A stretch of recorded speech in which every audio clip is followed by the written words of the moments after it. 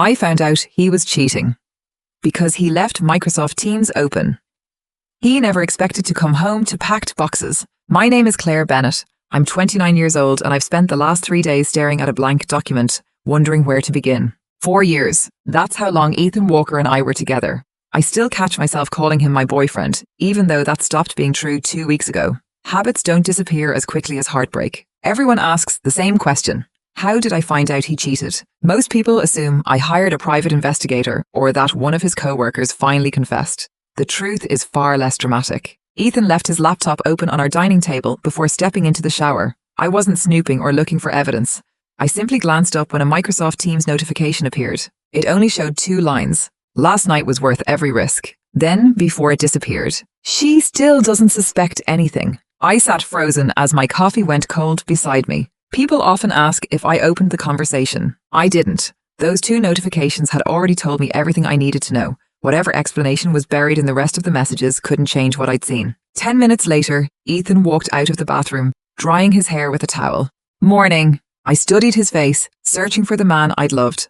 All I saw was someone still trying to pretend he was that person. Who's Vanessa? His hand stopped halfway to the refrigerator. What? Vanessa. The confusion lasted only a split second before it gave way to recognition, then calculation. I saw the Teams notification. He exhaled slowly. You went through my laptop? No, you left it open. A long pause followed before he rubbed the back of his neck. It wasn't what you think. I almost laughed. So tell me what I should think. He turned toward the kitchen window. It happened once. I said nothing. It didn't mean anything. When I still didn't respond, he added, You've been working a lot lately. There it was. Not an apology, just an excuse. So your answer was to sleep with someone else. Claire! I'm listening. It just happened. You know what's interesting? What? I never asked how, I asked who. His eyes finally met mine. It was a mistake. I let the silence stretch until he shifted uncomfortably. Understood. Relief spread across his face. I knew you'd calm down. I thought I'd forgiven him. What I'd actually accepted was the truth about who he was. Looking back, that was the moment our relationship ended. Not when he cheated, and not when I saw the messages.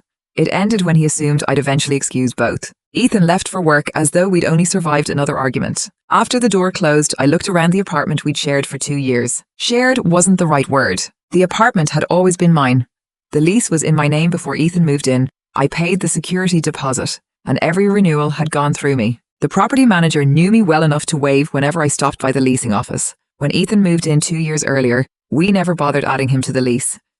We were planning a future together and paperwork felt irrelevant when trust seemed permanent. I opened my email and let my hands rest on the keyboard for a moment before typing. Hello, I'd like to confirm that my lease renewal will continue under my name only. Please remove Ethan Walker from all renewal correspondence. Nothing else regarding the lease has changed. I hit send. Less than an hour later, the reply arrived. The renewal would continue exactly as requested with no extra paperwork beyond the standard forms. Next, I called a locksmith. City Lock and Key. I'd like to schedule a residential lock change. The earliest opening is Thursday at 11. I'll take it. That was it. 1 email, 1 phone call, and everything was set in motion. Only after hanging up did I finally cry. Not for the relationship itself, but for the 4 years I'd invested in it. I gave myself 15 minutes, washed my face, then pulled moving boxes from the storage closet. I packed Ethan's belongings carefully. His watch went back into its original case, the headphones into bubble wrap, and every book exactly where I'd found it. I wasn't trying to punish him. I was simply making room for my own life again. By evening, 6 labeled boxes were lined up against the living room wall. A little later, Ethan texted to say he was going to his mother's house after work to clear his head. I replied with 1 message. I need you to arrange pickup of your belongings by Wednesday evening. The lease renewal is continuing under my name only. I've already spoken with the property manager. He called immediately. What does that even mean? It means exactly what I wrote. You talked to the property manager? Yes. You can't just decide something like this. I already did. I live there. You're not on the lease. The line went quiet before he spoke again, his voice much softer. Claire, you're seriously doing this? My eyes drifted to the 6 boxes against the wall. That was when it hit me. He still thought I was bluffing. The next morning, I woke before my alarm. For a few seconds, everything felt familiar, until I noticed Ethan's side of the bed was untouched. I made coffee, answered a few work emails, and tried to lose myself in routine until my phone rang around 10. Rachel Walker, Ethan's older sister. Hi, Rachel. Claire, how are you holding up? I'm managing. I'm really sorry this happened. So am I. After a brief exchange, she finally said what she'd called to say. Ethan told me everything. He knows he made a terrible mistake. I hope so. She sighed. 4 years is a long time to throw away over one bad decision. I didn't throw anything away. You know what I mean? I really don't. He loves you. I glanced out the window. If that's what love looks like, I don't want another version of it. She tried again. Hi isn't asking you to forget. He told me it meant nothing. People say stupid things when they're scared. Then he had plenty of chances to stop. Claire, please don't do something you'll regret.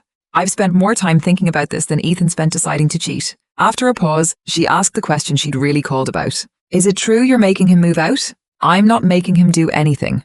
He says you're putting him on the street. The lease has always been mine. I'm simply renewing it under my name. But he lives there. He lived there. Rachel hesitated. That sounds harsh. It sounds accurate.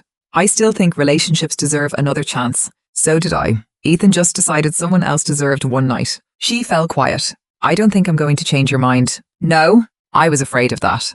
I know. When the call ended, I actually felt lighter. Rachel had been respectful. She wanted to protect her brother, and I couldn't fault her for that. The next call came only minutes later. Linda Walker, Ethan's mother. I answered because ignoring her would only delay the inevitable. So this is how little my son means to you? Hello to you too, Linda. I knew something was wrong with you. Here we go. Ethan made one mistake. He cheated.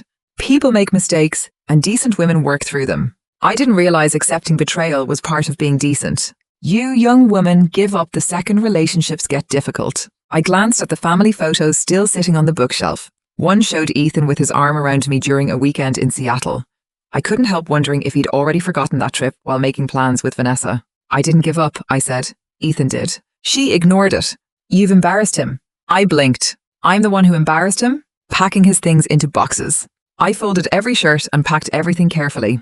That's not the point. Then what is? You humiliated my son. The irony was almost unbelievable. He cheated on me. That doesn't mean you treat him like a stranger. I walked into the living room and rested a hand on one of the 6 neatly stacked boxes.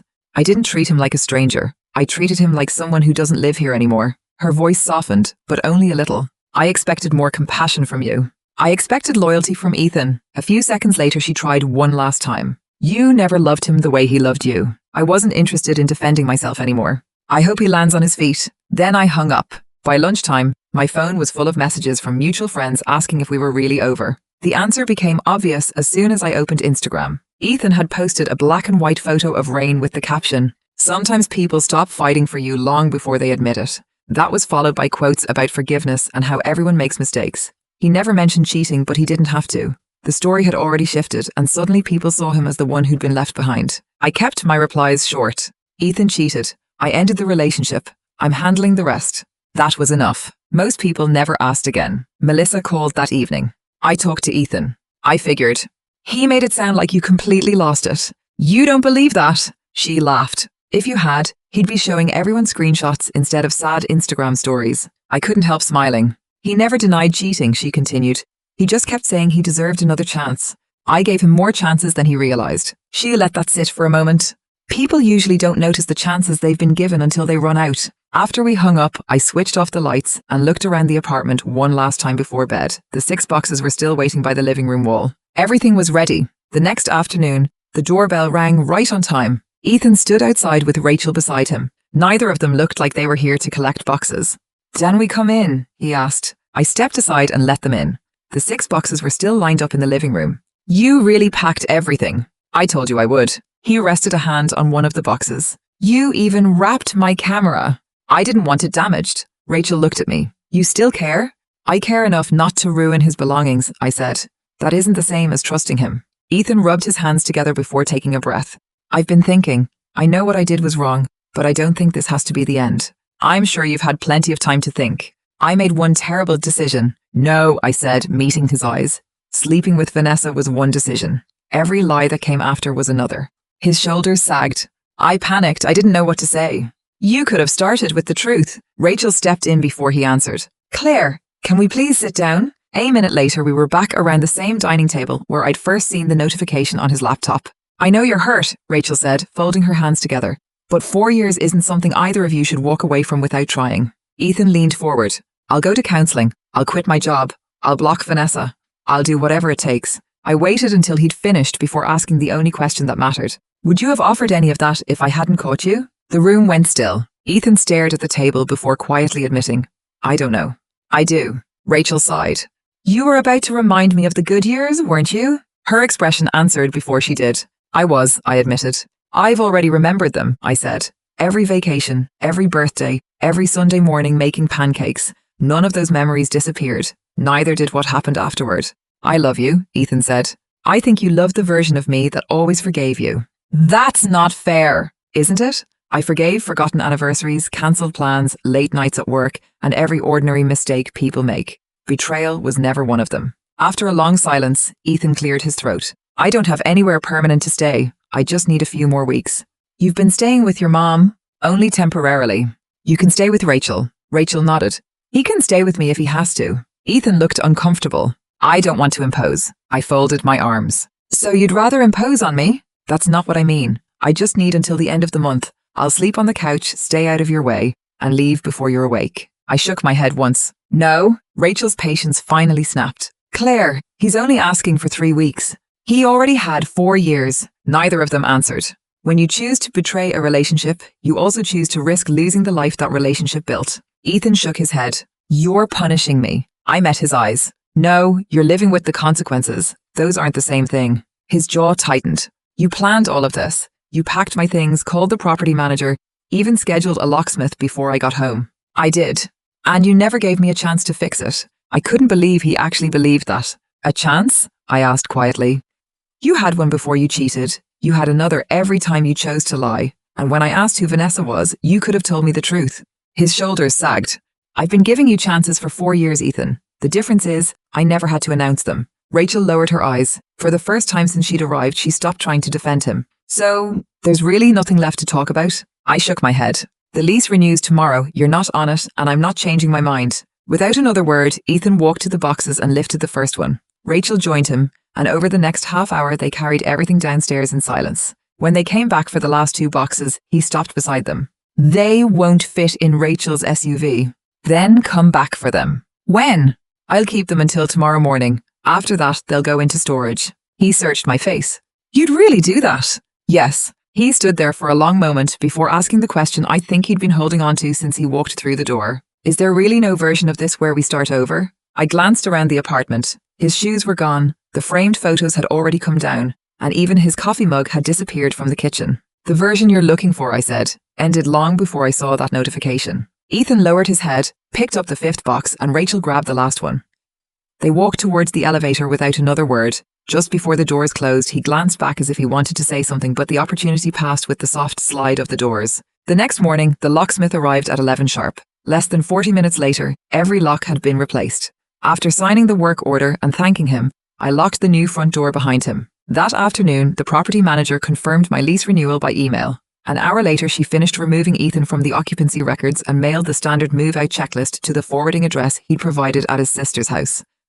It was routine paperwork, nothing more. Ethan clearly didn't see it that way. Less than 2 hours later, my phone rang. They mailed me an exit checklist, he snapped before I could even say hello. They did. They're treating me like some tenant who's moving out. I let the silence hang for a second. That's because legally you were. His breathing caught. The anger drained out of his voice, replaced by something that sounded a lot closer to defeat. I thought that call would be the end of it. 3 days later, another email from my property manager landed in my inbox. Occupancy complaint received. My stomach tightened as I opened it. Karen explained that Ethan had submitted a complaint claiming he'd been removed without proper notice, but after reviewing the file, management didn't believe it affected my lease. They were simply forwarding the documents for my records. The attached complaint ran 6 pages. Most of it was true. Ethan had lived there for 2 years and contributed money each month. The leap came when he argued those payments made him a protected tenant and claimed I'd forced him out illegally. The last page listed the person who'd helped prepare it. Brian Collins, his cousin. I remembered Brian proudly mentioning one Thanksgiving that he'd completed a semester of pre-law before changing majors. Apparently, that was enough for Ethan to treat him like an attorney. I laughed not because it was funny, but because it felt desperate. Even so, I called Karen. I just want to make sure I'm not missing something. You aren't, she said without hesitation. As she reviewed my file, she confirmed every detail I'd expected. The lease had always been in my name. I had paid the full security deposit myself. There was never a co-signer, and Ethan had never been added as a legal occupant. What about the Venmo payments? I asked. I saw the screenshots. She gave a quiet laugh. Did you notice what he labelled every payment? I reopened the attachment. Every transfer carried the same note. Rent helps. I never even noticed. Those descriptions don't create a rental agreement, Karen said. The complaint doesn't change anything. Only then did I realise how tense I'd been. Legal language has a way of making ordinary people question themselves. For the first time since this started, I wondered if I'd made a serious mistake. I hadn't. Every document confirmed the same thing. Legally, the apartment had always been mine. The next afternoon, Ethan texted, I need the $800 I paid toward the security deposit. Except he'd never paid $1 toward it. I pulled up my bank records, matched the original transfer to the lease paperwork, and sent both back. You didn't contribute to the security deposit. I've attached the original receipt and my bank statement from move-in day. If you'd like to discuss financial matters further, please have your attorney contact me. For the next few minutes, the screen alternated between typing and silence before another message finally appeared. So that's it? I left it unanswered. A second text followed. You're seriously threatening lawyers now? Still nothing from me. Then came one last attempt. I can't believe you're acting like I never mattered. I set my phone aside. That message told me everything I needed to know. Once the facts were against him, he stopped arguing them and started asking me to remember who we used to be. That evening, Melissa arrived with Thai takeout. I brought dinner. I love you. I know, she said with a laugh, setting the bags on the counter before taking a good look at me. You look exhausted. I spent the afternoon watching Ethan and his cousin play lawyer. The one with a semester of pre-law? The very one. She laughed so hard she nearly dropped her chopsticks. I handed her my phone. Halfway through the complaint, she looked up. He actually filed this? Apparently. I kept reading before another laugh escaped. He seriously used his own Venmo notes as evidence. Rent help, I reminded her. She shook her head. That's spectacularly unfortunate. I've got stronger words. We carried dinner into the living room, and for the first time since the breakup, I noticed how different the apartment felt. Ethan's photos were gone. His gaming headset no longer dominated the TV stand, and his jacket wasn't hanging by the door. After Melissa left, I cleaned up, got ready for bed, and was almost asleep when my phone buzzed again. This time, Ethan wasn't texting about money, lawyers, or the apartment. I keep thinking about us. Before I could lock the screen, another message arrived. Do you remember our trip to Seattle? Then another. I miss talking to you. I ignored all of them. 10 minutes later, my phone lit up again. I know you probably hate me. A minute later came one final plea. Please just answer once. I turned the screen off. For the first time since we'd broken up, I understood what he was doing. He wasn't trying to defend himself anymore. He was trying to find any conversation that might reopen a relationship already beyond saving. Silence didn't discourage him. If anything, it convinced him he simply hadn't found the right words yet. By Friday evening, my phone had become a record of every emotion he'd failed to show while we were still together. The messages shifted from excuses. I never wanted to hurt you. It was a stupid mistake. I wasn't thinking. To nostalgia. Remember when we got caught in the rain after that concert? I still have the mug you bought me in Portland. I found our vacation photos today. By Saturday, he was pretending nothing had happened at all. Did the new season of Harbour Point ever come out? I saw that pizza place finally reopened. You would have liked the new menu. For a split second, it almost felt like we were recovering from an ordinary argument. Then I remembered why he no longer lived here. Hal wasn't trying to rebuild trust. He was trying to step around the betrayal that had destroyed it. By Sunday night, 22 unanswered messages filled the thread. Some sounded guilty, others lonely, and a few felt as though they'd been written by a completely different person. He kept trying on new versions of himself, hoping one of them would unlock a door I'd already closed. I never answered. It wasn't about punishing him. I had finally realized every conversation since I discovered the affair revolved around Ethan. His mistake, his regret, his fear, his future. Even his apologies focused on what he'd lost, not what he'd taken from me. Late Sunday afternoon, I finally opened our conversation and typed, I hope one day you understand. My fingers stopped. Understand what? That betrayal changes people? That trust doesn't return simply because someone misses you? That love isn't measured by how desperately someone asks for another chance after getting caught? None of those explanations would change anything. I deleted the message, locked my phone, and felt lighter than I had in weeks. For 4 years, I'd answered every disagreement we ever had. This time I closed the conversation instead. Monday morning, I carried a storage bin out of the bedroom closet and emptied it onto the dining table where I'd first seen Vanessa's message. Concert tickets, birthday cards, vacation photos, and a tiny seashell Ethan had insisted on keeping because he thought it looked like a heart were scattered across the table. I turned the shell over in my hand and smiled sadly. The memories hadn't changed. I was the one who had. I sorted everything into neat piles. Tax documents went into one folder, receipts into another, and everything that belonged to Ethan into its own box. The last thing I picked up was a framed photo from our trip to Seattle. We were standing on the waterfront in matching jackets, laughing at something outside the frame. I studied it for a long moment, almost envying the woman smiling back at me. She still believed the future was exactly where she'd left it. I slipped the photo out of the frame, recycled it without ceremony, and set the empty frame aside. I kept a few things, threw away the rest, and realized I no longer needed every reminder of the life we'd planned together. By Tuesday afternoon, almost every trace of Ethan was gone. The apartment felt lighter, though I couldn't have said whether it was the extra sunlight or the peace that had finally settled over the place. I spent the rest of the day cleaning, vacuuming, wiping down the kitchen, washing the windows, changing the sheets, and reorganizing the pantry gave my hands something useful to do instead of replaying the past. That evening, I finally unpacked a couch cover I'd bought months earlier. Ethan had always hated the color, insisting it made the room too bright. I smiled as I stretched it across the cushions. Ethan had always complained the color made the room too bright. As I stepped back, I realized that was exactly why I loved it. Melissa stopped by after work with iced coffee. She took one slow look around the apartment before laughing. Wow. Good wow or a bad wow? Definitely good.